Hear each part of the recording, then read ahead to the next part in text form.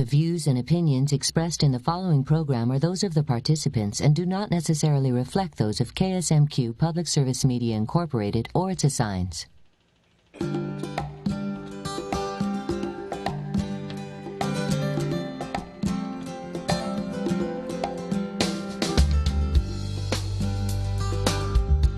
week on Garden Connections, we are talking about ways to preserve your bountiful harvest. Is your green thumb ready? Stay with us. You're watching Garden Connections.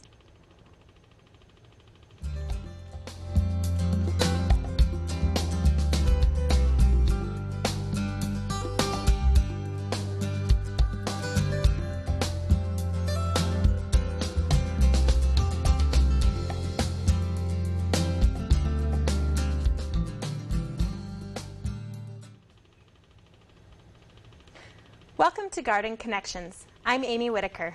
Thank you for joining us. I'm happy to introduce Ellen Theobald, and we are talking about tools and tips for pickling your garden produce. So Ellen, where did you get your start in pickling, canning, preserving? I grew up with it from my grandparents and my parents. We were all farmers. I guess you would say we were dairy farmers and the small farmers. So everything was raised at home. Mm-hmm. So my grandmother and my mother were always in the kitchen from their garden, pickling and canning everything for the winter harvest. Mm-hmm. And how has pickling and canning and preserving helped you throughout the years, or what has it done for you? Well, since I've been about 14, 15 years old, I've been doing it, and the ways it has helped me is, number one, saving money. Once you have your jars and your kettles and your lids, it's a first-time investment. You're basically investing in seeds and dirt and fertilizer of whatever you need, compost. And, geez, you can put up a whole year's food for little or nothing, the gas and electricity of your house and a little bit of water. And what have you all pickled throughout the years, or what are reasons that you have done pickling other than the money saving? Well, the family likes it, and it's much healthier mostly than what you can buy out of the store. Number one, you're getting it fresh from your garden. It's not green and shipped. It's ripe. Mm-hmm. So when you get your cucumbers or your cauliflower or your Brussels sprouts or your carrots, you're getting full nutrition out of it because it's completely ripened when you pick it. And you should do it as quickly as possible. So it wasn't just the money-saving aspect of it, but it was healthy for my kids and myself. Mm-hmm. So, and I was even told that by dietitians when I had said something about being on a diet, and I'd went in and made the comment, they said fresh or frozen, and I said, well, I have home canned. And they went, that's even better yet, you know, because mm-hmm. all your nutrients are there, because you're putting it up as soon as you're taking it out of the ground. And as far as trends in gardening, we have seen quite a shift in the last few years to people growing their own produce. What do you think are the driving forces behind people growing and canning and preserving their own food?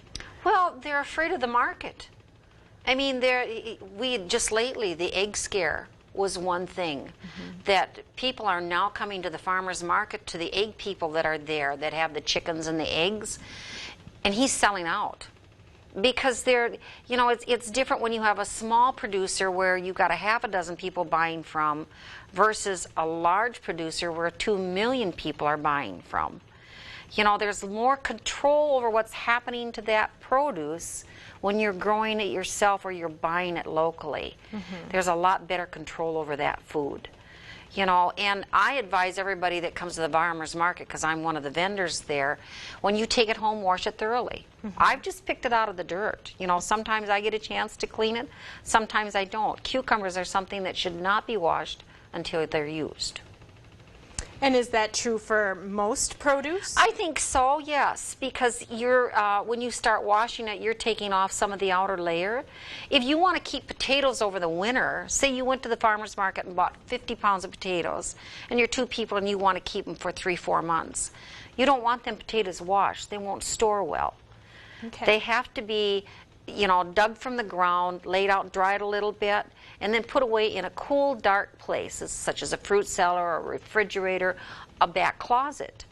and they'll keep for months. But if you wash them, you've washed away the protection on them.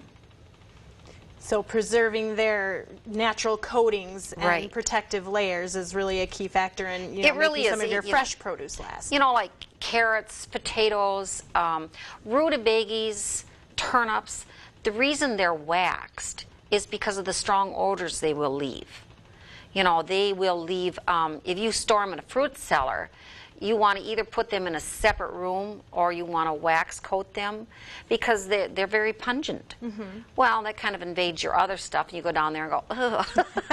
Tastes wonderful, but maybe not your favorite thing first thing in the morning when you're trying to figure out what you want to make for dinner that night.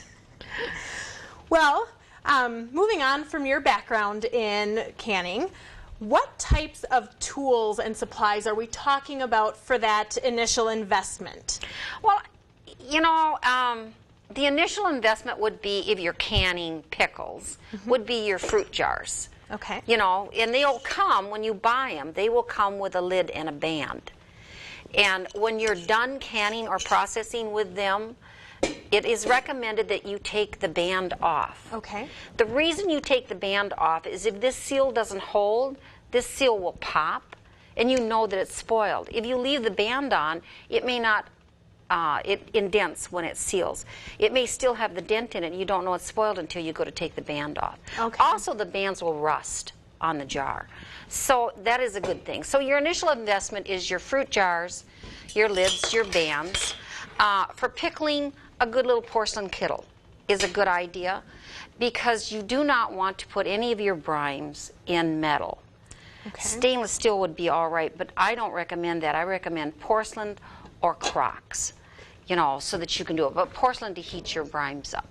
So your initial investment for canning pickles, there is canners that are 9 quart, which are this big and stand this high, makes great for hot water bathing. So you would want one of them with a basket. Yeah. Because the basket is what you put the jars into so that you can set them in that canner when you're hot water bathing. You would want your jars, your lids, your bands, a canner. That's basically all you need for pickling. And then for ingredients, basic ingredients, 101 for canning pickles is your condiments, which can be a variety of things. Fresh onions, fresh cauliflower, fresh, I'm trying to think, garlic. Your salts must be canning salts, not table salts. Okay. That's very, very important.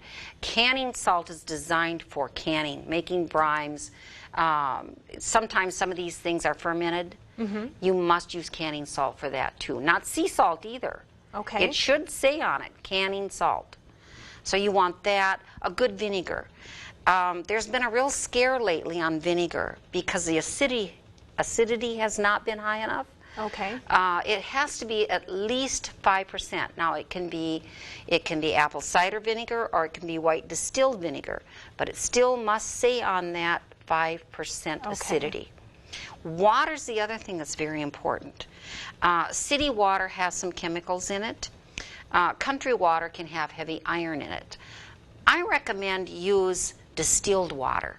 Okay. Distilled water is a purified water that doesn't have anything in it. So if you're pickling especially, a lot of times when pickles go bad, it's because of the water. And people think it's because of the ingredients they put in it. And water is one of the ingredients, but they don't think about the water. No. So I suppose $50 worth of stuff would get you started pretty good because the jars you can use year after year. One thing about jars that is very important is when you're doing pickling, always run your finger around the lip. Okay. The reason for that is if there is any nicks or cracks in that lip at all, that will break your seal. Okay. Your product won't store. So make sure you have a tight seal. Now with the lids themselves, not the rings but the lids, those need to be replaced each year. They can only be used once. These can only be used once. Some of the old gardeners, and that's one of the things that we tried that has changed over the years, would literally take these lids off, wash them up and put them away and use them again. That causes a real problem because they're not designed to be used more than once. I never keep, the bands you can use, and these are the bands. The bands you can use over and over and over again. If they start getting rusty, throw them away. You know, buy a new box full. But the lids themselves should never be kept at all. Does that have to do with the coatings they have on them that make them seal, or yes, bacteria or things? If I had one of these off, there's a little red gasket on the inside. Okay. That little red gasket literally goes down to the metal and seals this jar around the outer edge when the vacuum sets, because how do I want to say this? When you're processing this, you're sterilizing it. And if you take this lid off, you will see that it's got a little indentation in that little rubber gasket. Okay. Well, that's because that has sucked down tight to the top of this glass jar. Okay. And if you take that off and you decide you're going to use it again, it doesn't have the depth that it needs to seal around that jar. And that's a problem. It may seem like it seals, but then you may run into something such as botulism or ptomaine or even salmonella. You know, and people don't realize that, because any bacteria left in food, if it's got an area to grow, is going to grow. If when you can something, it does not look clean and clear, if it's got sediment in the bottom, if it is cloudy, do not taste it, do not touch it. If you even suspect it, throw it away. Okay. You know, you never want to mess with, on home canning, that's one of the first safety issues. If it looks like it's not good, don't keep it. Throw it away. Assume that it's not Assume good. that it's not, and do not taste it. So many people think that they can stick their finger in and taste it to see if it tastes sour. Botulism can kill you. So it's not something that's recommended to taste. You just open the jar up and throw it away. If you mess up a recipe, a pickling recipe, and pickling recipes are exact, but if you mess up a recipe and it doesn't turn out the way you want it, unless you're buying this stuff, you know, even if you are buying this stuff, throw it away and go get new. Because it's already shot before it ever got put on the counter. It's not good. You're not going to eat it anyway.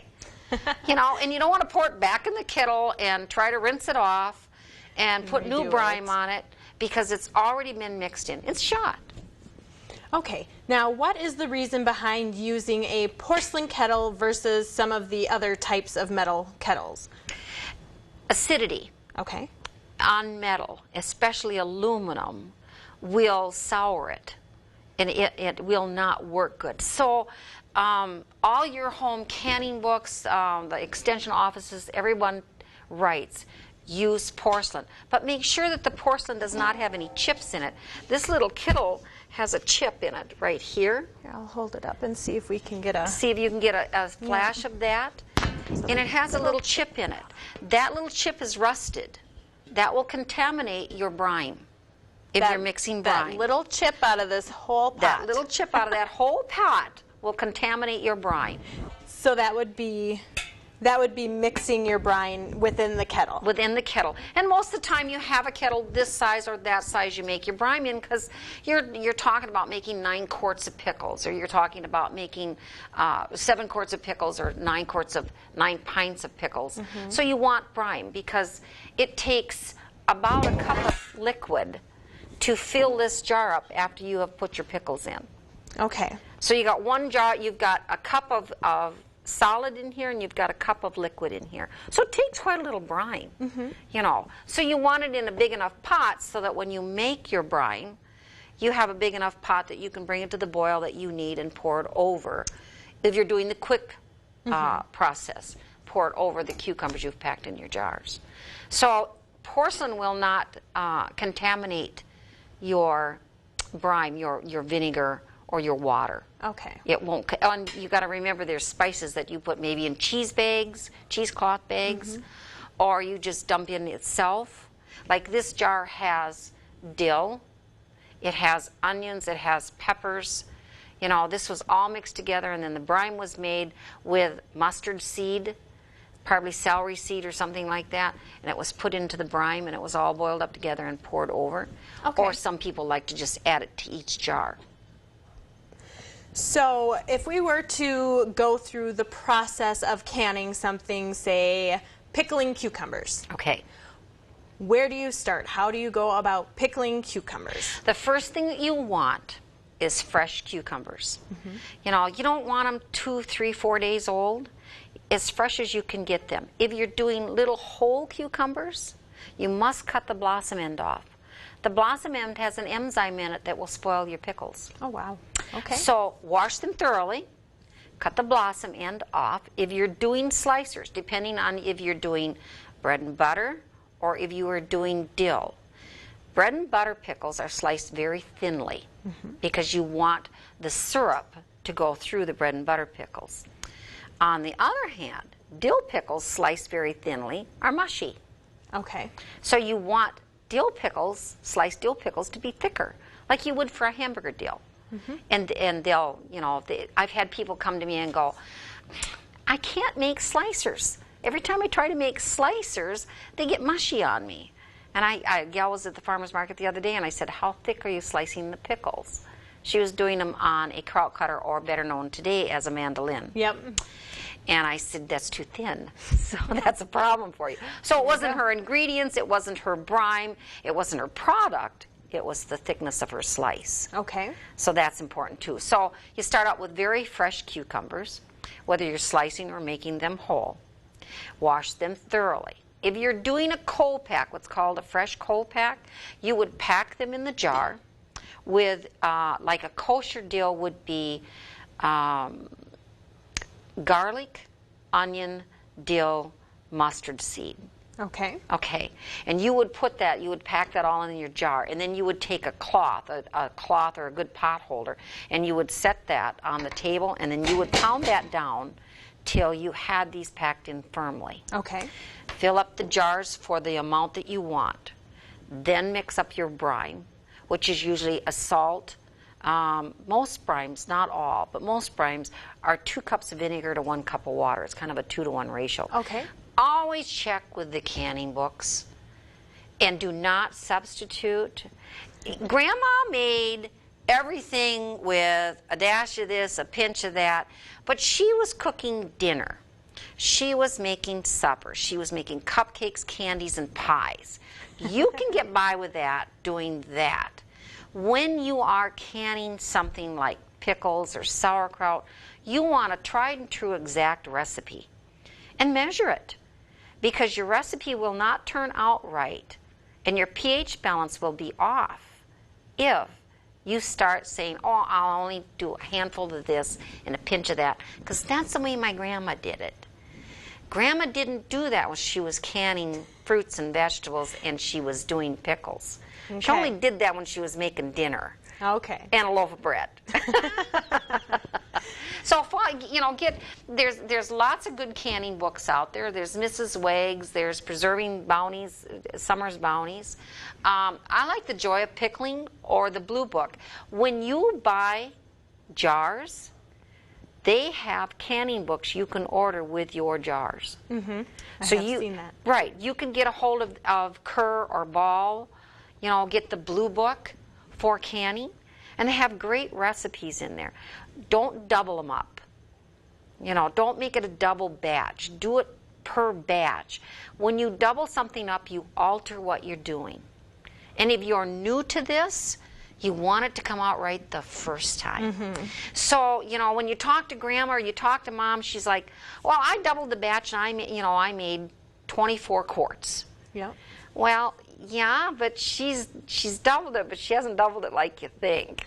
You know, she's followed that recipe exactly, and over the years she's learned what she can do and what she can't do. But it's not wise, you know, and if you alter a recipe, you alter the pH balance of it. Well, does timing affect how the pH, affect the pH at all? Like, this recipe is stated that it should take 30 minutes to prep, get your caps on, and get it in the canner. No? No, not like that. It does Okay. not. It's not like your vinegar evaporates. Okay. If you put your brine together and you cook it on the stove too long, you've evaporated your water. You've made your vinegar brine stronger. Okay. So you've actually got a stronger brine. So no, as far as that goes, you're not going to hurt it that way. Okay. I have put my cucumbers in the jars, and it's been late in the evening, and I put them all in the fridge to make the brine the next day. Okay.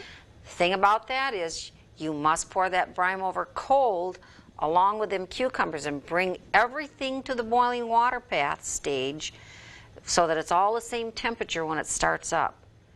So you don't necessarily want to have cold cucumbers in the jar and pour hot brine over it and then go to bring it up to boiling water temperature. That brine should be cooled down and put in with the cucumbers. Okay, so cook That's your brine, important. cool it. Yep. You know, and you'd make your then- brine and cool it if you got these in the refrigerator because you want everything the same temperature so when it comes to the full water bath boil for 10 minutes, which is usually recommended for pickling fast stuff. What do I want to say? There's fermenting that it's done over periods of long time, like 7 days, 14 days, 21 days. Most people do the dill pickles where they just put the pickles in the jar and then they put their ingredients in the jar or in the brine and they just pour it over, Yep. put the cap on, twist it down tight, and then put it in a 10-minute boiling water bath. Okay. You know, so those are quick pickles. Those aren't the same. But for somebody really just new starting out, I recommend that they get one of these books, sit down and read it thoroughly, follow the recipe. If they follow the recipe and what the safety instructions tells them, because they've all got the safety methods to them, they'll come out fine every time. It's when you start to alter, it's when things start turning bad. Now, you've mentioned fermentation pickling a couple of times. What exactly is fermentation pickling? Can you? Well, sauerkraut's a good example of that. Okay. You know, you go out and you get nice, big, fresh heads of cabbage. Clean up all the outer leaves off them, make sure that they're nice and clean and beautifully green. Then you get a kraut cutter, which is basically a box, and it has a flat blade system that has 3 knives that shred this sauerkraut, this cabbage, very thinly. Okay. So you put it in there, and as today I said, they call it mandolins. To me, I went, can't be a mandolin, that's a musical instrument. Because I grew up with it being called a kraut cutter. Anyway, and then you shred your cabbage. Then you take 5 pounds of cabbage at a time with 3 tablespoons of salt. Okay. And I always add a pinch of sugar to mine because it makes it more sour. And most people don't do that. It makes a great sauerkraut. And you mix this up in a bowl, stainless steel or porcelain. Do not use metals. Because metals it will affect taint the it. pH. It will affect the pH and it will affect the salts. It actually it's kind of a corrosion that happens and it gets into your food and you don't want that. It's all right for cooking on the stove, but you don't want it in canning. Yeah. Right. And then you mix this up until it starts to form a brine, which that's the salt taking the water content out of the cabbage. If you're 1 or 2 people and you only want a little bit, maybe you want 5 pounds of sauerkraut, take this, which is the liner out of a crock pot. Now, this is a smaller one. This is a 2 quart. All right. And then there's the 4 quart. You know, I'd recommend the 4 quart. Okay. And they can make as little as 5 pounds or 10 pounds of cabbage because it packs down very well. In the home extension office, there is a part in here, and they can get this off the internet. All they've got to do is do the University of Minnesota Extension search. And there is these guides in here, and this has all been printed off the internet for me, and I don't know if your people can see that or not. This is about doing pickling. Now, here it shows you on this page sauerkraut after it's been stuffed into a container. Now, the old method was to take a plate and a rock, and you pushed the brine down with the plate and the rock, and you skimmed it every day. Okay. There is a new method that they recommend that uses a food-grade plastic bag. And this is really neat. You take this food-grade plastic bag, and it must be food-grade. It can't be just anything. And you put brine in it. It has the recipe in here of how to mix the brine to put on top of this kraut. Okay. So you take the brine and you in the bag, and you sit it on top of the kraut. Sit it away for 6 weeks and forget it. No skimming, no doing anything. And it works. I throw a towel over mine, and I have a 10-gallon crock, because I do a 10-gallon crock full, which is about 45 pounds of cabbage. Wow, that's a lot of cabbage. So that's a lot of cabbage. And then I set the oven bags that you do for roasting turkeys, because that's food grade. You set that over the top, and then you just cover it up, set it in the back room someplace, and forget it until it's done. It's a lot easier than your grandma's recipe where you skimmed this brine all the time. You know, it kind of takes that step away for you. And of course, the top layer you have to kind of skim off to get to the good kraut. But that's it takes 6 weeks for it to ferment. That's the difference between fermentation and fast pickling. And then you pack it and bath it. And then you pack it and you bath it. I have 2 different sizes here. This is a pint of sauerkraut. This is a half pint. So, and I do that because if I'm by myself or it's just my husband, I might only want to have half a pint. Also, I might take this and shred some cabbage, like a head of cabbage, and mix it in with the cabbage and let it steam a little bit. And it makes a wonderful side dish for ham or pork chops. Alrighty, and we are almost out of time, but if you wanted to touch on a few different foods that we can pickle, just list a few others off that you've enjoyed pickling. Well, you can do candied carrots, pickled carrots. Old-fashioned one was End of the Garden, which was cauliflower, carrots, pearled onions, cucumbers. You can do watermelon rind pickles. I have a young man that comes out to the farmer's market that does zucchini pickles, cinnamon zucchini pickles. There isn't almost anything that you can think of that you can't can. Crabbed apples. I'm trying to think of Christmas pickles that are sweet pickles, that are fermented pickles. So you can do them sweet with candy, you can do fermentation, you can do pickled. There's lots and lots of different options for pickling. Well, thank you very much for all of your information tonight. And if we didn't get to your question or you'd like to contact us, join us online at ksmq.org. There you can catch up on past episodes and participate on the blogs, or you can email us at garden@ksmq.org. You can also find KSMQ on Facebook and Twitter. Tune in next week when we'll talk about more ideas for your garden. Thank you for joining us. I'm Amy Whitaker. See you next week.